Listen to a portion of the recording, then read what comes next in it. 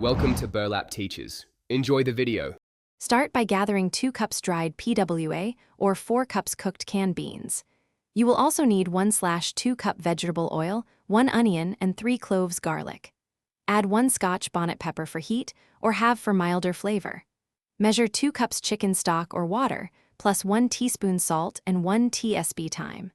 Prepare aromatics with 1 carrot and 1 stalk celery diced small for texture. Rinse the beans and soak overnight for softer beans and faster cooking.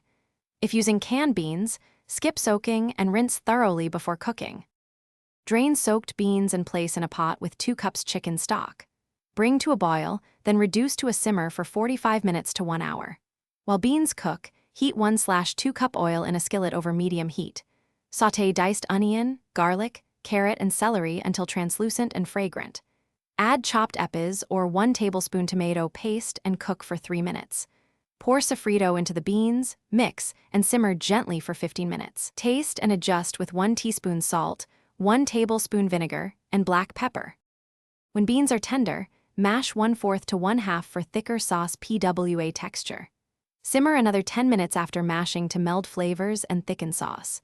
Stir in chopped parsley and 1 tablespoon lime juice for brightness before serving. Serve with 2 cups white rice per person, fried plantains, or meat of choice. Garnish with extra scallions or a drizzle of oil if desired for richness. Store leftovers in airtight container for 4 days, refrigerated or freeze for 3 months. Reheat gently with splash of water to restore original consistency and flavor. Thanks for watching. Consider subscribing if this video helped you.